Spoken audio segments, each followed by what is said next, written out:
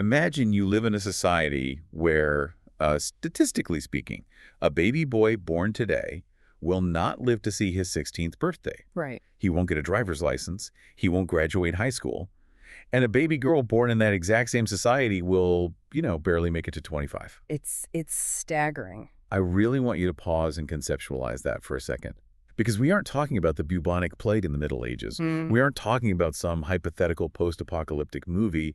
We are talking about the Central African Republic in the year 2022. Welcome to the Deep Dive. I'm so glad you're here with us today. It's a completely jarring realization, right? Like, when you first look at the academic data we're unpacking today, it stops you in your tracks. Yeah, absolutely. The researchers who compiled this data set actually presented it to their peers in a brilliant way. They didn't start with complex charts or, massive tables. They just put two massive stark numbers on a blank white background, just 15.3 and 25.5. Right, the male and female life expectancies at birth. An absolute gut punch.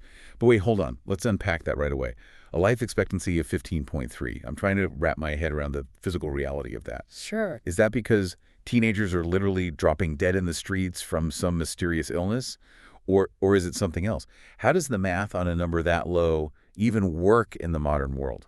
That is the crucial first question. We have to understand the mechanics of the statistic before we can really grasp the tragedy. A life expectancy of 15.3 doesn't mean every single human being biologically expires the moment they turn 15. Okay, so it's an average. Exactly. Life expectancy at birth is a statistical mean. So what drives a number that incredibly low is massive, catastrophic infant and child mortality. I see. If a huge percentage of babies don't survive their first year, and then another really large percentage of toddlers succumb to preventable diseases, it acts like a massive anchor. It just drags the average down violently. Combine that with a high mortality rate for young adults due to conflict, and suddenly the mathematical average for an entire nation plummets to 15.3 years. Okay, so it's an entire system failing its most vulnerable people simultaneously. Infants dying from preventable things, young people dying in conflict.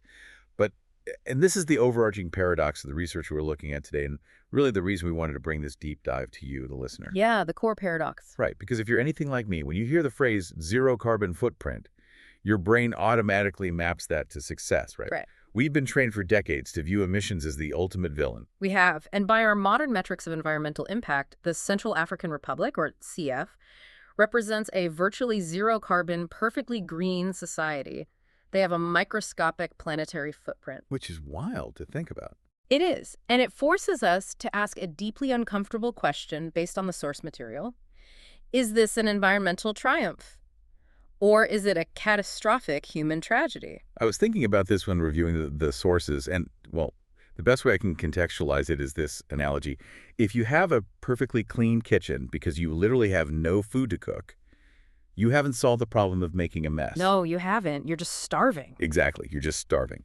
A zero carbon footprint achieved because your population barely lives long enough to learn how to read is a nightmare. It is not a policy success. Exactly. And to truly understand the depth of that nightmare in the Central African Republic, we can't just look at them in total isolation. Right. We have to establish the global baseline that they're being completely, entirely left out of. We need to look at the grand illusion of global progress versus the hidden ecological cost. Okay, so let's talk about that global baseline. The data we have maps out the last 30 or so years of human development, basically from 1990 to 2023. And for the vast majority of the planet, the story is actually incredibly optimistic, Raithi. It is. It's a story of a steady, triumphant climb. It really is. And the primary metric used here in the sources is the Human Development Index, or HDI. Now, instead of just thinking of HDI as a dry UN statistic, Which it can definitely sound like. right, it can. But think of it as a country's thriving score. It doesn't just look at how rich a country's economy is. It asks three fundamental questions. Okay, what are they? First, are people living long, healthy lives? Second, are they acquiring knowledge through education? And third, do they have a decent standard of living? So it's the difference between merely surviving and actually flourishing. Precisely. And globally, that thriving score has been on an absolute tear. Back in 1990, the global average HDI was 0.60. By 2023, it had surged to 0.756. Now, those decimals might sound kind of abstract, but let's translate that into real life for you listening. A chunk of that size, a 0.15 increase on that scale, means that Globally, hundreds of millions of people are living a decade longer than their parents did. Yes. It means girls who would have historically been kept at home are now finishing high school. It means families have electricity and indoor plumbing where they previously had none. It's massive, tangible progress, and the system globally is actually incredibly resilient. The researchers highlight the 2020 and 2021 pandemic years in their data. Right, the COVID years. Exactly. We saw a global shutdown, massive supply chain disruptions, tragic loss of life, and the global HDI naturally took a hit, right? It dropped slightly. But the fascinating part is the mechanics of what happened next. The V-shaped recovery. Yes, the V-shaped recovery. By 2022 and 2023, the global average had bounced right back to its peak of 0.756. That's incredible. It is. Because developed and rapidly developing nations had the infrastructure, they had the vaccine distribution networks and the economic levers to absorb a massive shock and just restart the engine of human development. That is the narrative of continuous human improvement we really love to tell ourselves. We conquer diseases, we invent new tech, we keep climbing the ladder, but, and this is a big, but our sources introduce a massive plot twist right here. They do. They argue that this global progress comes with a hidden invoice. And this is where the UN introduces a modified metric. It's called the Planetary Pressures Adjusted Human Development Index, or PHDI. Okay, PHDI. The concept is simple but absolutely devastating, it asks. What happens to our measurement of development when you factor in the ecological damage required to achieve it? Specifically, the sources look at carbon dioxide emissions and the material footprint per capita. Basically, how much stuff are we digging out of the earth and how much gas are we pumping into the sky to maintain our high standard of living? Right. And when you take that triumphant 2023 global HDI of 0.756 and you adjust it for planetary pressures, What happens? the real global development level drops significantly. It goes down to about 0.680. The researchers refer to this roughly 10% gap as an ecological overdraft. Ecological overdraft. I really love that term because it explains the mechanism so clearly. Right. It means we are essentially swiping a credit card to pay for our long lives and our smartphones and our air conditioning, but the planet is the one holding the debt. Exactly. Our global progress has been subsidized by borrowing against the Earth's future. And historically, the data shows that the higher a nation's income and life expectancy go, the wider that gap tends to get. The infrastructure required for high human development hospitals, universities, paved roads, electrified grids. All the good stuff. Right, all the good stuff. But it has inherently required massive carbon emissions and material extraction. Which brings us to a really difficult question. If our global progress is essentially built on ecological credit, does that mean high human development requires high pollution? Is it a mandatory trade-off? Like if we want people to live to be 80, do we just have to melt the ice caps? That is the core philosophical and logistical debate of modern development right there. And to answer that, the researchers argue we must look at the extreme opposite end of the spectrum. Right. If the global north is high development and high emission, what happens when a country doesn't emit carbon at all? What does the absence of that ecological overdraft look like in human terms? And that drops us right back into the Central African Republic. When you look at the rankings of all the indexed nations and territories in the world, usually around 200 countries on this list, where does CAF actually sit? Out of 203 tracked entities in 2023, the Central African Republic sits at 201. Wow. 200 of 203. They are hovering at the absolute rock bottom 1% of human development with an HDI of just 0.414. They are literally the forgotten margin. And earlier, we talked about that 15.3-year male life expectancy in 2022.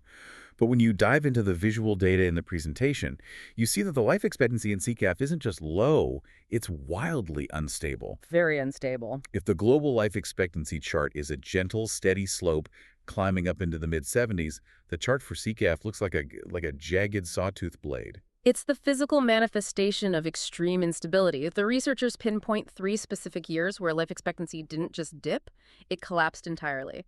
In 2009, male life expectancy dropped to 12.3 years. 12.3, that's a middle schooler. Then there was a period of slight recovery, but then in 2019, it fell to 26.3 years. And then the absolute nadir, the lowest point we discuss, 2022 down to 15.3 for men and 25.5 for women. So we have to ask why. You mentioned infant mortality earlier, but what is actually happening on the ground in those specific years to trigger these massive collapses? because human biology doesn't just change from year to year. No, of course not. A human body born in the Central African Republic has the exact same biological hardware, the same potential for a long life as a human body born in Norway or Japan. Precisely. These plunging numbers are not biological limits. They are the geometry of war, extreme poverty, and the total physical collapse of a health system. When we look at the mechanics of state fragility in Cieta, particularly around periods like 2009, 2013, 2014, and leading into 2022, we are looking at cycles of intense armed rebellion and sectarian violence. And how does that violence translate into a 15-year life expectancy? Because, I mean, it's not just bullets, right? It can't just be combat casualties driving it that low. No, the bullets are just the catalyst. The real killer is the logistical collapse that follows. When a state fractures due to armed conflict, the supply chains for basic human survival just evaporate. Roads become completely impassable due to militia checkpoints. Okay. That means vaccines cannot reach rural clinics. It means the cold chain, the refrigerated transport required to keep medicines viable shuts down because there is literally no diesel for the generators. So a child gets a completely treatable infection, but because a militia controls the road 10 miles away, the clinic has no antibiotics, and that child dies. Exactly. Furthermore, agricultural cycles are deeply disrupted. Farmers flee their land, which leads to massive food insecurity and malnutrition across the region. A malnourished population, particularly infants, becomes incredibly susceptible to malaria, respiratory infections, and diarrheal diseases. It is a cascading failure of the basic infrastructure required to sustain human life. It's like looking at an X-ray of a broken nation. And it forces us to look closer at how those very short lives are actually lived, which takes us into the next crucial layer of this deep dive. Because survival isn't just about a national average, it's about who bears the heaviest burden when a system collapses. Right. And overwhelmingly, the data shows that the burden of state failure falls disproportionately on women and girls. The researchers frame this intensely in the sources. They look at the maternal mortality ratio, or MMR. This tracks the number of maternal deaths per 100,000 live births. So out of 100,000 successful deliveries, how many mothers die in the process? Globally, the average in 2023 was 216 deaths, which frankly is still too high, but progress is being made. Now look at the reality in the Central African Republic. In the year 2000, their MMR was an apocalyptic 1315. Over 1,000. By 2023, it has slowly drifted down, but it still sits at a staggering 835. 835 maternal deaths for every 100,000 live births. That means that in this country, the very act of bringing life into the world is a statistically lethal gamble. But let's unpack the how here. Why is giving birth so deadly in this environment? What is the actual mechanism of mortality? It really comes down to the absence of what medical professionals call the golden hour interventions. The vast majority of maternal deaths globally are caused by severe bleeding postpartum hemorrhage, along with infections, high blood pressure during pregnancy, and complications from the delivery itself. Right. In a developed health system, if a woman begins to hemorrhage after birth, a doctor administers oxytocin to contract the uterus and, if necessary, performs a rapid blood transfusion or emergency surgery. But in the environment we just described, the collapsed supply chains, the lack of electricity, the broken roads, none of that exists. Correct. If a woman in a rural CFF village experiences obstructed labor or begins to hemorrhage, she desperately needs a surgically equipped facility. But there are no paved roads, there are no ambulances, and there are certainly no blood banks. The logistical distance between her and life-saving care is insurmountable. The maternal mortality rate of 835 is simply the mathematical result of women facing obstetric emergencies with zero medical intervention. And the tragedy for women in this system begins long before they face the physical dangers of childbirth. The researchers map out a devastating correlation between adolescent pregnancy and the total loss of youth.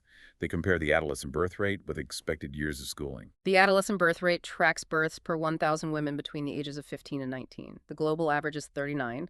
In the Central African Republic, it is 163. That is over 4 times the global average. Over 16% of teenage girls are having children, and the data places that number right next to the education statistics. In CAF, the mean years of schooling for a woman is about 2.8 years. For men, it's roughly 4.7, maybe up to 5.4, depending on the specific regional survey, but there is a massive gap. This represents one of the most well-documented vicious cycles in development economics. The researchers explicitly note that girls in CAF are essentially missing half of their potential school years compared to boys. And let's be real about what 2.8 years of schooling actually means. If you drop out before you even finish the 3rd grade, you haven't learned algebra, You haven't learned world history. You are barely acquiring foundational literacy. You are learning the alphabet and basic addition. Exactly. When you combine an adolescent birth rate of 163 with a maternal mortality rate of 835, you aren't just looking at abstract demographics on a page. You are looking at a society that forces teenage girls into life-threatening medical events, pulls them out of the education system before they can even read fluently, and permanently locks them into economic destitution. It's just so systemic. It is. Without education, they have no bodily autonomy, no capacity to enter the formal workforce, and absolutely no way to break the cycle of extreme poverty for their own children. It is a systemic foreclosure on human potential, which transitions us perfectly into understanding the broader economics of the country. Because surviving infancy and surviving childbirth is just the absolute baseline. If we want to understand the society, we have to look at how the meager resources that do exist are distributed. And this is where the economic reality hits incredibly hard. The researchers look at gross national income, or GNI, per capita. To put this in perspective, the global average GNI in 2023 was over $20,327. And in the Central African Republic, Just $1,099. $1,099 for the entire year. Yes. That is the very definition of absolute crushing poverty. The global average is nearly 20 times higher. But the researchers don't stop there. They apply a magnifying glass to that tiny $1,099 sliver of wealth. Because even within that absolute poverty, there is an immense gender divide. Women in CK face a double marginalization. Right, they're doubly penalized. They live in a country completely starved of resources on the global stage, and within that starving country, they have heavily restricted access to whatever limited economic power actually exists. And we know that economic power is inextricably linked to political power. If you want to change the systems that lead to 15-year life expectancies, if you want to build the roads that will lower that 835 maternal mortality rate, you need the seat at the table where the laws are written and the budgets are allocated. Which is why the data on parliamentary representation is so critical. Globally, the share of parliamentary seats held by women is about 26.5%. In the Central African Republic, it is a mere 12.9%. Just 12%. And that 12.9% represents a slow, agonizing crawl from just 3.5% back in 1990. So let's dig into the mechanics of that. Why does having only 12% women in parliament matter so much to the broader health and survival statistics we've been talking about? Well, it dictates the priorities of the state. The demographic suffering the most acute deprivations, women facing obstetric emergencies, and girls forced out of school is fundamentally missing from the decision-making rooms. Systemic change requires capital and legislation. Right, you need laws and money. Exactly. Issues like funding rural maternal health clinics, establishing female literacy programs, and enforcing protections against child marriage simply do not get the legislative priority they require when the people most affected hold only a fraction of the political voice. The system has a massive blind spot, and it continuously reinforces it. That makes perfect sense. The people who know exactly how broken the system is aren't allowed to fix it. And the researchers actually have a way of quantifying just how much damage this kind of entrenched inequality does to a nation. They use a metric called the Inequality-Adjusted HDI, or IHDI. The IHDI is a brilliant, though deeply depressing, analytical tool. It takes a country's baseline Human Development Index, which we know for CCAF is already an abysmal 0.414, and it basically taxes it. It penalizes the score based on how unequally a country's achievements in health, education, and income are distributed across its population. I like to picture this like a leaky bucket. Imagine the baseline HDI is the total amount of water pouring into the bucket at the top, but systemic inequality punches holes in the sides of the bucket. That's a great analogy. So the first hole in the bucket is the inequality in education. The data shows a massive loss there, a 35% penalty. Wow, 35% gone just from education gaps. Yes. The second hole is inequality on income, which is an even steeper drop, a 45% penalty. And the final hole is inequality in life expectancy, which drains another 35%. So when you apply this inequality tax, when you account for the water pouring out of the holes, the Central African Republic suffers an overall systemic loss of nearly 39%. Its real development score, accounting for who actually gets to experience the meager development that exists, plummets from 0.414 down to a catastrophic 0.253. That number, 0.253, it strips away any illusion that an average statistic represents the reality on the ground. When the IHDI is that low, you are no longer looking at a developing nation. You are looking at a population locked in a state of multidimensional survival. Multidimensional survival. I think that's the key phrase, and the data backs it up precisely with something called the Multidimensional Poverty Index, or MPI. The MPI is vital because poverty isn't just a lack of money. If you are poor and sick and your kids can't go to school, that is fundamentally different and vastly harder to escape than just having a low income but living in a town with a free public clinic and a free public school. Right. The MPI measures the overlapping deprivations a person faces simultaneously. And the stats for CGAF on this are just terrifying. Over 80.4% of the population lives in multidimensional poverty, 8 out of 10 people. And what drives that 80% poverty rate? The researchers break down the contributing factors. It's not a lack of internet access or, consumer goods.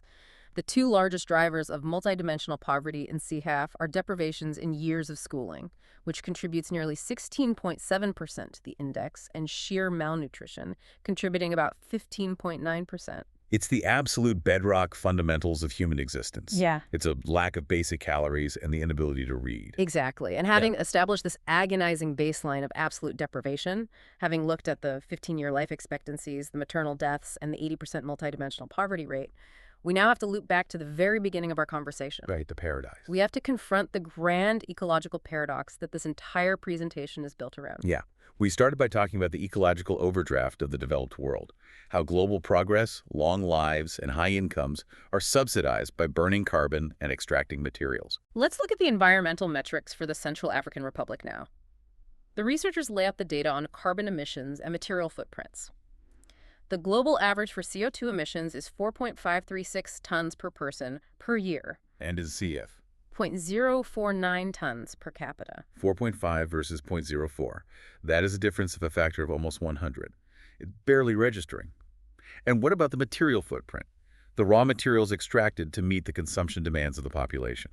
Globally, it's 12.7 tons per person.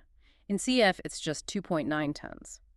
By the strictest, most rigid metrics of environmental impact, the Central African Republic is a sustainability dream. A dream. They are not contributing to global warming. They are not over-extracting raw materials. Their planetary pressure is practically a rounding error. But then you look at how this impacts their Human Development Index, and the full weight of the paradox just crushes you. Remember earlier we said that globally, when you adjust human development for planetary pressure, when you calculate the PHDI, the global score drops by 10%. Yes. The world is penalized for its pollution. But in the Central African Republic, the HDI and the PHDI are virtually identical. The difference between their base development score and their planet-adjusted score is a mere 1.69%. The math confirms the tragedy. Huh. They suffer almost no penalty for planetary pressure because they exert almost no pressure. And here is where the reality of this data gets incredibly dark. They aren't hurting the planet, yes, but it's only because they are entirely forcefully shut out of industrialization. Their greenness isn't a policy choice. Exactly. They didn't build a vast, eco-friendly network of solar panels and high-speed electric trains. Their low-carbon footprint is a direct byproduct of absolute crushing destitution. It is the greenness of having no electrified grid to power hospitals. It is the greenness of having no modern transportation infrastructure to move food to starving regions, and no industrial base to create jobs. It is the microscopic footprint of a society where life expectancy can plunge to 15.3 years because there is literally no infrastructure capable of sustaining human life. The researchers synthesize all of this into a terrifying logical loop. It's a closed circuit of suffering. The underlying mechanism they present is a cruel feedback loop. Extreme economic scarcity leads to near-zero industrial capacity, which results in near-zero carbon emissions. But this scarcity, combined with the war and extreme state fragility we discussed earlier, leads to the total collapse of the health system. Which gives us the 15-year life expectancies and the 835 maternal mortality rate. Right, and this perpetual state of resource starvation fuels extreme gender inequalities. Girls are pulled out of school after 2 years because families are in survival mode and prioritize immediate domestic labor or early marriage over education. And because the society cannot educate its youth and cannot physically sustain the health of its workforce, it remains locked in 80% multidimensional poverty. It remains completely incapable of industrializing, and therefore it remains green. The core thesis of this entire academic analysis is a profound warning to the developed world. We simply cannot look at environmental sustainability in a vacuum. A green footprint that is achieved through the loss of industrial capacity, through extreme poverty, and through mass mortality events, That is not a success story. It is a profound human tragedy. If a nation has an 80% multidimensional poverty rate, if mothers are bleeding to death in rural villages because there are no roads, the immediate urgent priority has to be saving human lives. You cannot ask a population struggling to survive past their teenage years to prioritize lowering an already non-existent carbon footprint. It forces us to acknowledge the logistics of development. We, in the highly developed world, have utilized massive ecological overdrafts to build the sanitation systems, the power grids, and the hospitals that allow us to live to 80 years old.